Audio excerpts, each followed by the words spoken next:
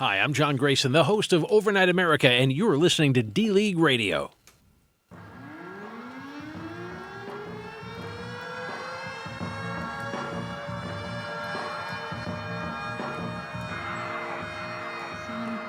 This is Trip. They said they needed somebody whose mic demeanor matches how the D-League get it hype inside that ice arena. For live action analysis and highlights, you need to let your host on the mic, Mr. Reichert, be the light to lead you through life between the pipes. Incite like an encyclopedia. Look inside yourself, find the fight to compete in you. Get in while you can, the numbers doubling fast. Asses in the seats and snot bubbles on the glass. Sign your name on the line for your spot and lock it up. This is hockey. We'll see who talking tough when they drop the puck. Try to keep your teeth and knock it up. Sorry about your luck. You should probably go sit down somewhere safe and get doctored up. Turn it up loud, let it knock in your truck. Or in the office, sound waves ripple through coffee cups. Come on. Log on, lock it in, and lock it up. It's DLeagueRadio.com. Let's talk it up. Again. Log on, lock it in, and lock it up. It's DLeagueRadio.com. As Mr. Trip Shelton said, this is D-League Radio. Hey, everybody. I'm John Reichert, the host of D-League Radio, and it's been a pretty interesting summer here in the Metro concerning ice hockey and ice facilities and ice in general. We've had the creation of the CIDL, the Central Iowa D-League, and lately, over the last couple weeks, there's been a buzz about some big news coming out of the ice world, and that is the formation of the Iowa Ice Sports Foundation, the Iowa Ice Sports Foundation.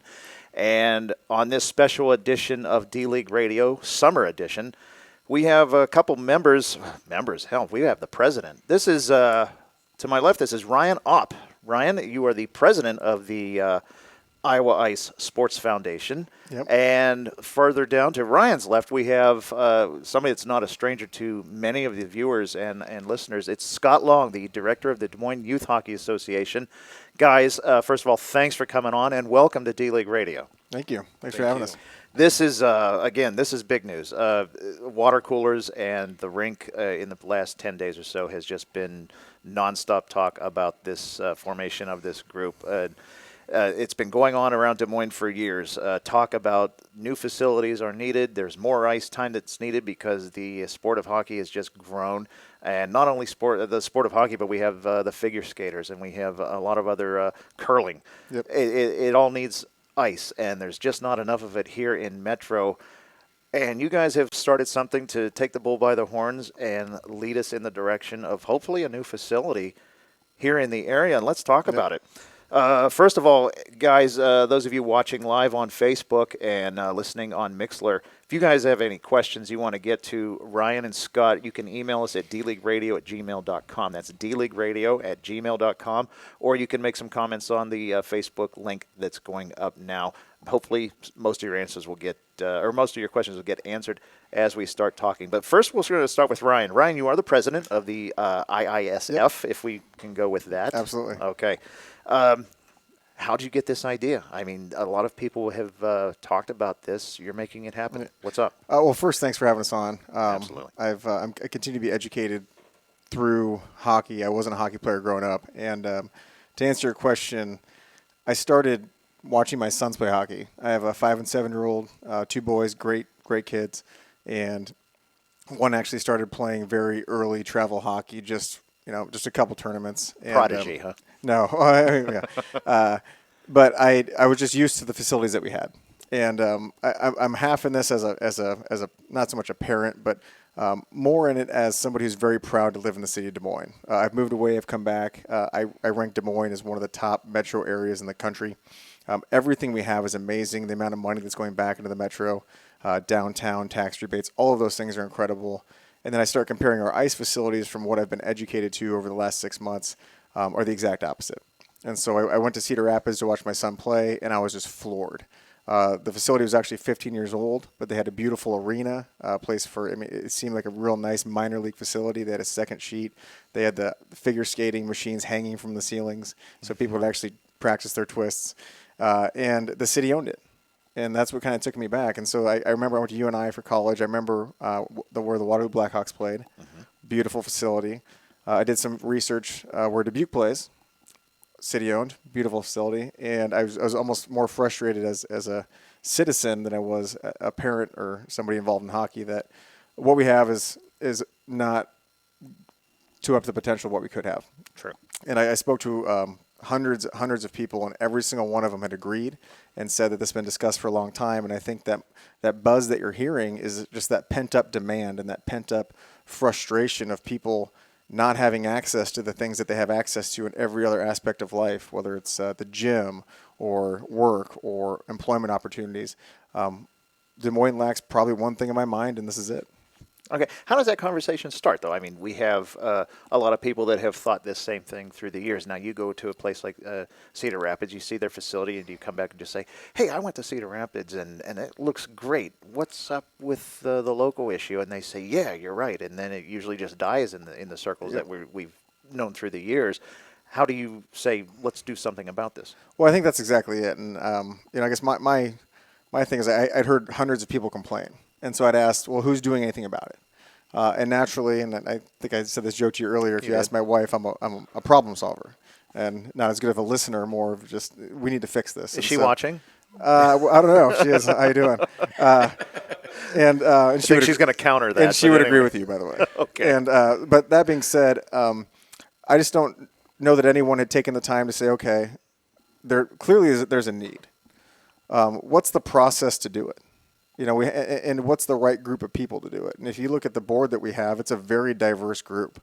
You have somebody that never played hockey leading it up, which I think is almost better because there's no emotion to the sport in it. This is more of a That's a good point. This is more of a business. How do we process this? But we have all the people that play the sports behind it that have different expertise. Scott knows so much about the game, about the leagues, about the need for ice, about the times.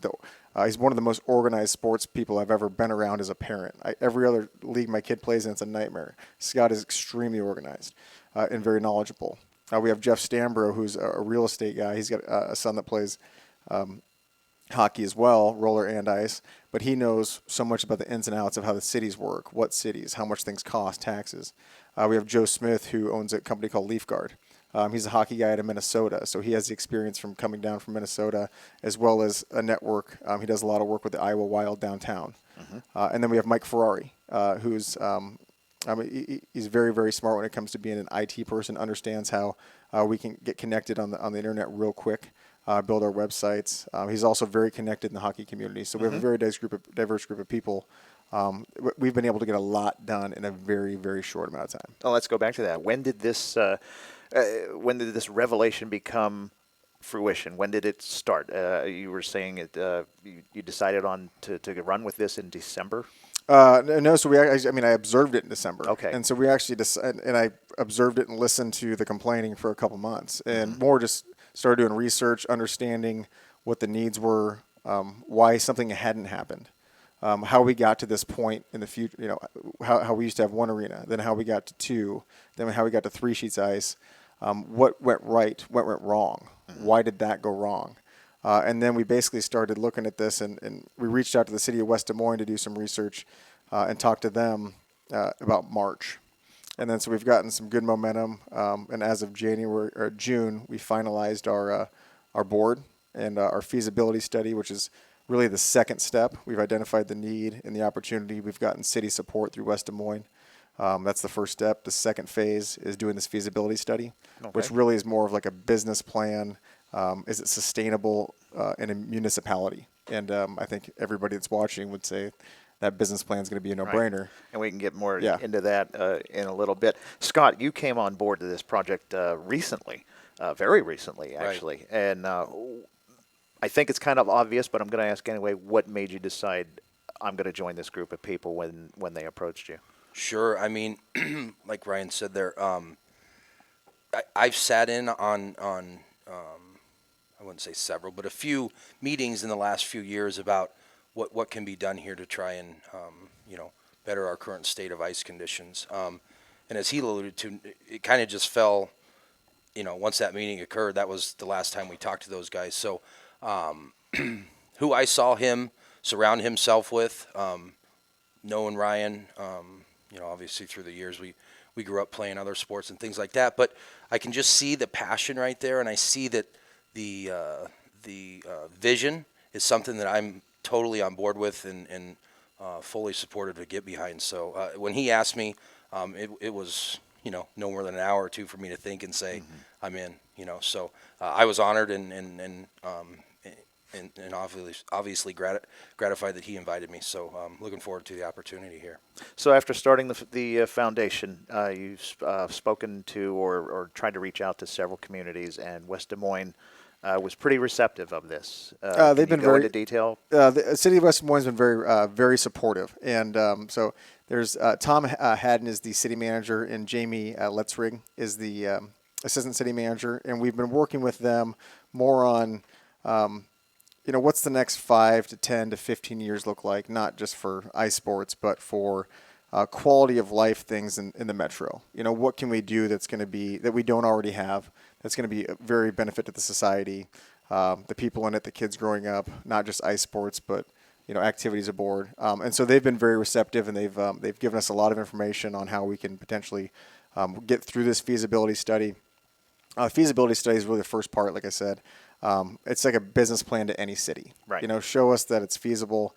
The study is actually being done by a third party.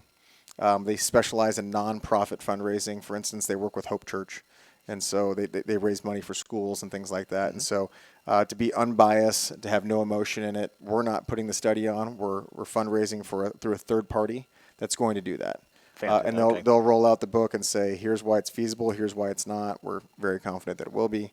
And then the city will say, okay, great. And then we'll learn more on kind of what support the city will have further, as well as if they have none, we can take it to another city, obviously. As well as having that, we can go to the state and see if there's any funds or grants available. And then the nice thing is once you have a city behind you, once you have fundraising in place and potentially state dollars, we can go to the big corporations and show them that this isn't a pipe dream. This has gotten a lot of legs and a lot of funding already. And this is important, I think, to a lot of folks. Is you hear in the news all the time that so and so wants a new football stadium. They want the city and the state to pay for it. Where you guys are really looking to have this more privately owned than publicly owned. I wouldn't use the word owned. I think owned. Yeah. Okay. So the reason that we're doing this is because we want to see this through with or without any help. And so if you go to Cedar Rapids or Waterloo or Dubuque, those cities own the facility. They've given the money. They own them. They've gotten donors and things like that. Our business plan is really very similar to what Sioux Falls did. Sioux Falls set out to do the exact same thing. I'm not sure if you've been there at all. They have a three-sheeter called the Shields Iceplex. Right. It's amazing. And so we set out and said, okay, we're going to do this with or without help. We'll start the not-for-profit. We'll work with the cities, and who knows what the end may look like. We could donate it to the city. We could run it ourselves. But the whole purpose was to be we're gonna get the funding we need. Worst case scenario, if we got to do it ourselves. Right. And any extra funding that comes in, that's gravy. That's what I mean. I think it's great that you're not just coming out, we need a new facility. You guys are going to pay for it. Yeah, we control our destiny. And right, that's fantastic. So West Des Moines, anything specific as far as location there? I mean, it's a pretty hopping part of the town right now, and a lot of hotels have popped up, Yep. and we're going to see a lot of them get filled within the next few days with the Solheim Cup getting Yes. ready to start soon. I'm excited about that myself. There's people renting their houses out for $2,200, like for a couple days. The missus and I discussed it. Yeah. we do have a spare bedroom, and you can email us at dleagueradio.com. Anyway, but major events like this are just a good exhibition of how popular Des Moines is as a destination city for new events. And I mean, I don't think anybody would have said they would have seen something like the Solheim Cup coming to Des Moines, Iowa 10 years ago. Yes, here it is. It's getting ready to start. Internationally, it's going to get a ton of recognition. How is this facility going to help the city of West Des Moines should it be built there? Yeah, and so I think to answer your first question, location. Sure, yeah. It depends on land. And so it depends on how big the project gets. I mean, we could add soccer to it. We could add something else to it, and that would add to the magnitude of the amount of acres that we would need. Mm-hmm. The other thing is money talks. And so if somebody comes to us and says, hey, I have 30 acres and you can have it, we will likely put it there. And so, but I think that the good thing is if you look at what this does from a revenue standpoint, giving back to the economic development of the city, when people come into town, they need hotels. They need places to eat. And the 80-35 corridor is a very attractive corridor for the Midwest. So Minneapolis teams can play Kansas City teams. Wichita can play Chicago. Omaha can play St. Louis, and they can do it without having to drive Sure. the 10 to 12 hours. And so what that does when you have a facility where you can put on tournaments, or you can put on political events without the ice there, or you can put on soccer tournaments, what that does is it brings in so much more money, thousands to millions of dollars a year of people that wouldn't spend money in your city, now spending money in your city, and the taxes come from that. Year round too, not just absolutely, yeah. not just with a winter sport, Yep. like ice hockey. So you met with the city of Des Moines in March, and the foundation has been formed since June. You said the feasibility study will take 6 months. That's what they've told us. So it's usually 4 to 6 months, depending on how big of a no-brainer it is. It's also a pre-campaign that we call, and so we identify potential donors. And so we not only see the feasibility, but we see, okay, who would be the best person to target that would like to be a part of this. And so the value of something like this is it's a not-for-profit.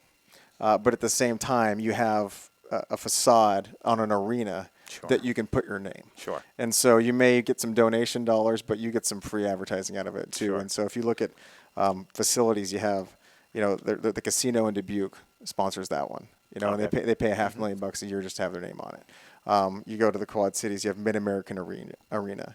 You have all of these different, the Denny Stafford Center in Sioux Falls, Shields Iceplex. These are corporations that they give money, but they also get brand recognition for years to come. And fortunately for Des Moines, we have some of the most amazing companies in the country, from Principal to Casey's to Come and Go to Wells Fargo's to Wells Fargo Home Mortgage, Right. To all of these different entities that could, Fairway, Hy-Vee, that not only give back to the community, but could also get a good brand recognition out of it, whether we're doing a hockey tournament or I know our goal is to open in the fall of 2020. That's when the election season is. And so Right. if you can imagine having, whether it be Hillary Clinton or Donald Trump or whoever it is there, you have all of those news cameras from all over the country standing there in front of your logo. There's going to be a lot of value to having your name on something like this. And not just that, there's nothing like it in central Iowa. There's no mid-sized facility. Right. You have Wells Fargo downtown, which seats about 16,000. That's great. But there's no really strong mid-sized facility that has great access to parking, great access to hotels, restaurants, malls, things like that. And we're planning on designing this where it'll be a 2-sheet facility in the beginning with infrastructure and land to plan to 4 and also build multiple areas around it. That's the vision. And a lot of that will depend on money as well as support from the city and state. And it would also, I would say, depend on support of the local activities where Scott would come in as director of the Youth Hockey Association. Right now we play on 2 sheets of ice, questionable in some cases on some evenings, depending on what day of the week it is. But the growth of the sport of hockey has just taken off in just the 7 years I've been here. And when the Iowa Wild have been here for 5 years now, I guess it is, and they have helped this explosion of growth, both in youth and in adult. And how do you see the hockey community being able to grow with more sheets of ice available? Right. Yeah, I think that was one of the things I wanted, to make sure to address, that this isn't a put other rinks out of business type deal. This is a how can we better prepare ourselves for the future, because we see a future being bright. As you alluded to, the men's league explosion that has occurred in Des Moines over these last 5 to 10 years. I mean, I've been around since 2002, so this will be my 16th year coming up. But we started with 4 men's league teams, total 60 players. Now we are approaching 500. Youth hockey, I would say in Des Moines has always had a pretty good, strong foothold. In the Midwest affiliate, it's typically Omaha, Kansas City, and Des Moines are the 3 big boys. But Des Moines kind of lost that allure to bring in tournaments. Des Moines kind of lost that allure to bid on tournaments regionally with USA Hockey and such. We just don't have the capability to do that. So it would bring a whole new accessibility to bring those events in. And as you're alluding to, more ice would obviously allow us to grow. We can bring in a whole new batch of young players, whether we're tapping in a new market. Believe it or not, if this project happens in West Des Moines, given the size of their community, it has, I think, 60 to 70 players in our program, which is just crazy. I mean, That's crazy. That's you- unbelievable. You look at a city of Ankeny, right? How they're booming. There's like 25 players. So I think it's just things like these projects to get people excited. The growth that we could see, I think, is limitless. And that's what I mean. If we can get something new to get people excited and really eager about the sport, the Wild are helping. They're doing great things in the schools. They're doing great things in the community. So We've answered a couple questions people have asked. Okay. But there was someone who asked, is there any relationship currently with the Bucks or the Iowa Wild on this project? And have you seen any support coming from them? Because we do know the Wild has been very active in the community and getting people behind the sport, so. Yeah. So to answer that question, we've had conversations with the Wild, and they've said that they would be very supportive. They're trying to grow the sport. They have their own ice to play on, from a game standpoint. They're doing amazing things. They put the outdoor facility in West Des Moines. They're adding one to Waukee, and they're also adding one to Ankeny, which we need things like that. We haven't had that. And so we have had discussions around them around practice facilities, full-time locker rooms, things like that. Right now they have NHL guys driving to the rink with their pads on. They're home dressers. That's impressive. Yeah. Dress at home, Yeah. playing the NHL. We have not talked to the Bucks. Our goal is to really do this without any contractual obligation to any entity. And the reason why is what happens is someone says, hey, I'm going to give you $1 million, and I want free ice at my peak times for the next 20 years. I also want 55% of beer sales, and I'm going to tell you what to do forever. We don't want that. We want to. We would be more than happy to partner with any entity, and we want to do it. That's what's in the best interest of the programs, the facilities, and how can we grow and learn from our mistakes in the past. As we talk about the hockey explosion that is taking place again, especially in the adult leagues, which I'm more familiar with, but you and I have gotten to know each other in the last couple of months, haven't we? That we have. Scott. But how do you see tournaments and things shaping up in the future for youth? And as he said, it's such a great opportunity for the larger cities that are a distance away to meet at a halfway point, like West Des Moines. I think it'd be phenomenal. I mean, there's no reason Des Moines should be hosting a tournament, 2-3 times a month during the season. As he said, you look around the Midwest, you can get to us in 3-4 hours tops. So I think the attraction's there. Again, it's just putting those pieces in place, is getting the communication out early, and having a nice place that you're proud to go, and host a tournament at. So I would say that'd be no problem. We would certainly be able to attract teams. Now, as you've mentioned a little bit in just a couple of minutes ago, long-term vision of this, it's not just ice sports we're talking about, but political conventions, whether it's the caucuses that happen or any campaign that wants to stop here in town, whether it's a state senator or even the governor. And we have a hockey connection there, too. I'll tell you about that in a minute. But That'd have been good to know like a week ago. well, he's not governor yet. So good. He has a good shot, and we can we have his number. But anyway, How much money does he have? I don't know Just that kidding, much. but seriously, how I much don't know, money? but he's a big ice sports Oh, fan good. and Good. Well, that helps. former participant in in a couple different ice sports. But we have graduations and gymnastics can happen at this facility. You're looking long term. Yeah, well, and it's just like any business. And so you look 5 years out, like how are we going to be viable? How are we sustainable? How are we going to make money? And not saying this is a business, but It is a business, If you're though. not making money, you're losing money. And if you're losing money, you're not sustainable and you can't continue to expand and do the things you need. And so how do we maximize revenues outside of ice? We have a beautiful facility.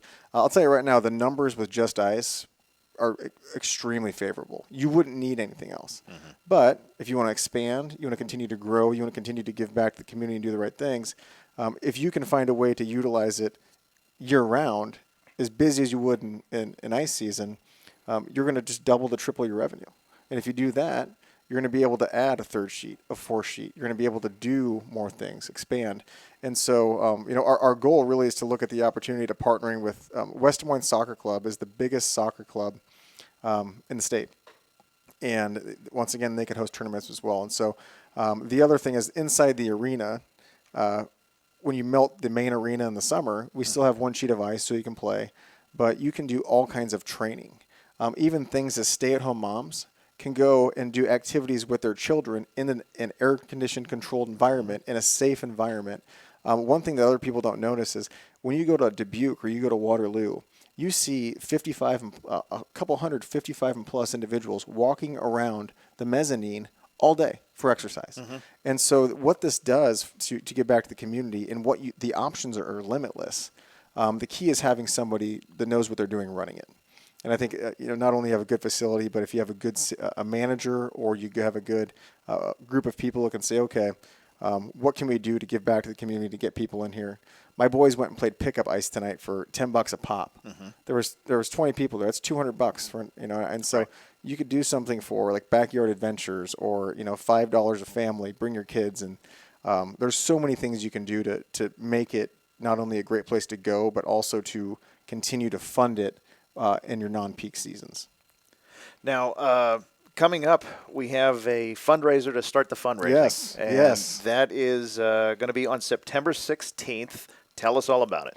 So so our goal right now is we're raising money so we can raise more money. Right. Have you ever heard the saying, "It takes money to make money"? It certainly does. We are following that saying. So the fundraiser, I actually live on a property out in Dallas Center. It's about 10 acres. We have a barn that it was an old horse barn that we turned into basically an indoor roller rink as well as a sports bar. And so we're going to put on a silent fundraiser. And so I guess what I would ask anybody who's listening to this or is interested, come out and join us. If you can't join us, go to our Facebook page, go to our Instagram, you can donate. If you donate $100, you get a free T-shirt.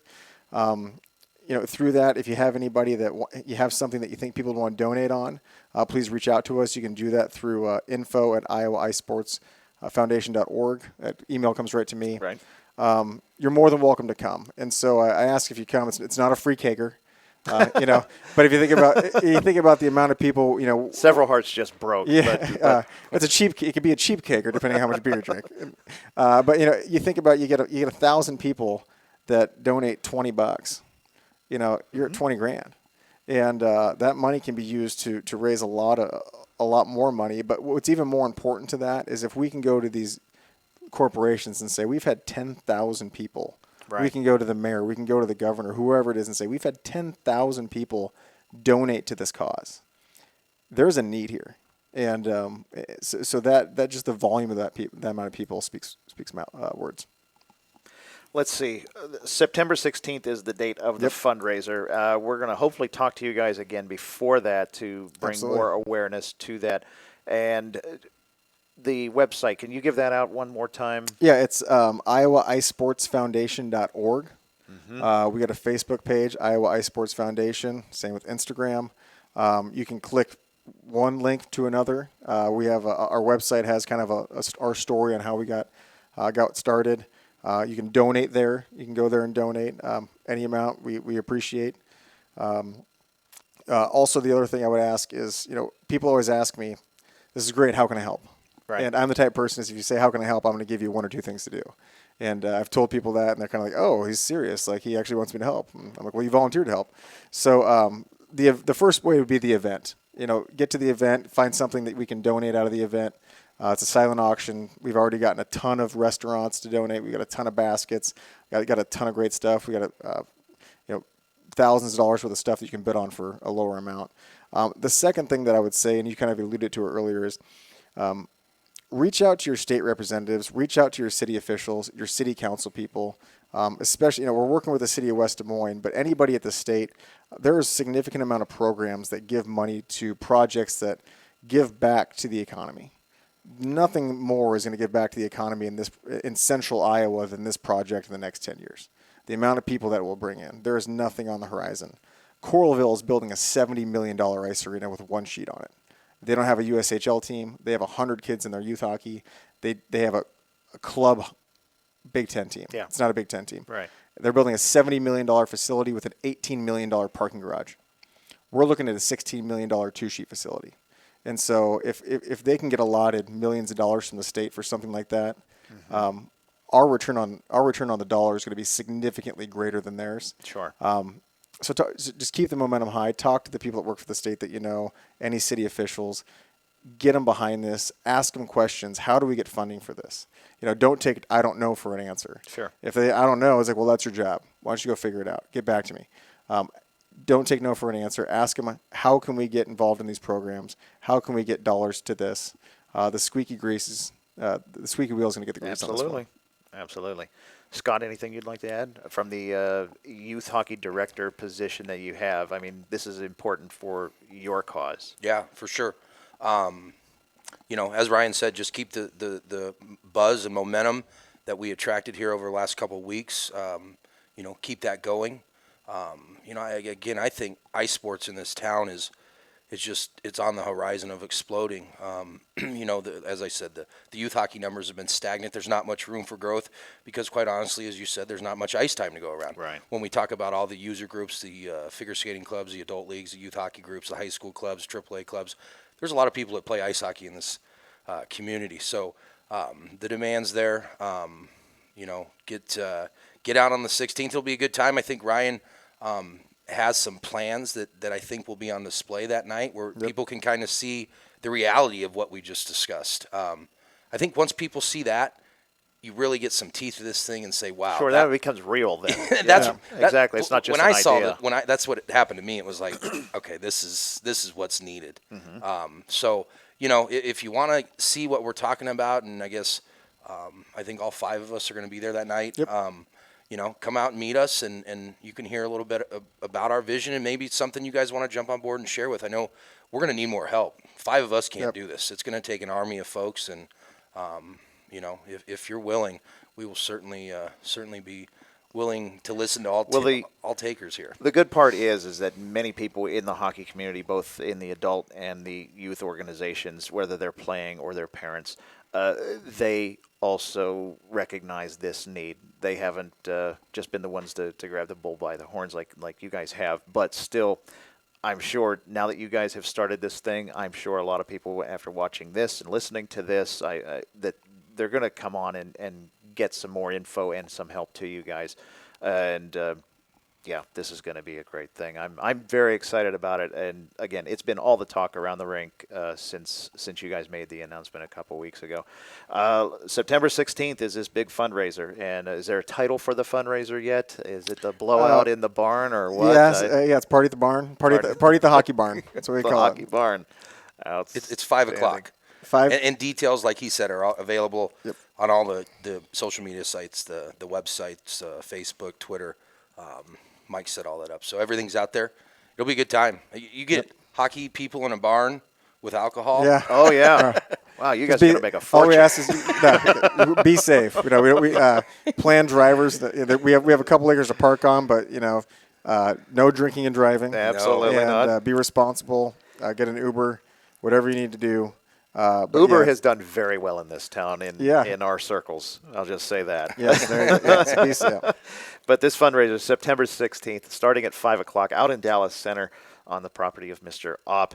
Lots of donations have already been granted to you guys. They're still looking for more. So if you're one of those people that is in the position to donate something of value, please do so. Any more information we can expect from you guys in the very near future? No, I mean we'll continue to bring it out as I think as allotted. I think one thing that I've noticed throughout this process is I've kind of kept this going, and I've seen people very excited about it fall off. Sure. And basically my job has just been kind of gathering them back together and being like, all right, let's keep this train moving. So just don't let the momentum die. I think that's the need's there, the will is there, and we've surrounded ourselves with so many people that I think that's the key to this and key to any business and success is surround yourselves with good people that share the same vision and passion that you do. And if we continue to do that, if somebody's like, it's not, I mean, it's going to take a couple years. Yeah, this is a process. Yeah, this isn't going to happen overnight. It'll take a year to raise the money. It'll take a year to build this thing. Be patient, but be excited. And a lot can happen in a couple years. I mean, we've got a couple places here that, I'm hoping they make it a couple years. Yeah. And so we need to keep that excitement and keep the fundraising and the funding at the forefront. The goal is for 2020. Fall of 2020, we want to be ready for the drop of the puck. Sounds great. Final words, Scott. I don't have any except like I said, this is something that I think anybody related or involved in ice sports sees the need. Jump on board and come help us, and we can all celebrate in that vision together come 2020. It's going to be exciting. Ryan? No, I'm good. Thank you so much for having us on. Whoever's watching, I thank you in advance for your support. And if you see me around, I've had a couple people come up and introduce themselves. Look forward to meeting you and look forward to working with you through this process. That's great. Folks, we're going to end this live session of D-League Radio, this summer special edition of D-League Radio and D-League Radio TV and D-League Radio Live and any other titles we can think to throw on this thing. Thanks to Rich Harms for putting this all together here in the D-League Radio studios in Urbandale. Again, as every D-League Radio broadcast, this is sponsored by the Keg Stand in West Des Moines at 3530 West Town Parkway. Again, hey, there's somebody you might need to talk to, Ryan Greening. There you go. He's a big fan of everything ice.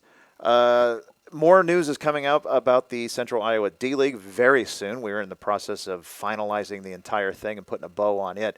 That's going to be rolling out here in the fall. Scott's been a huge help on that. Thank you for that. I want to say that publicly. Thank you for everything you've done in helping us get this off the ground. You bet. We're very excited. So I guess that's it, guys. The Iowa Ice Sports Foundation, Ryan Opp is the president. Scott Long, Director of DMYHA, is on board, and if you know he's on board, this has to be something worthwhile. So we are going to wrap it up. Thanks again for joining us here on D-League Radio and D-League Radio TV. I'm John Reichert. We'll see you next time at the rink.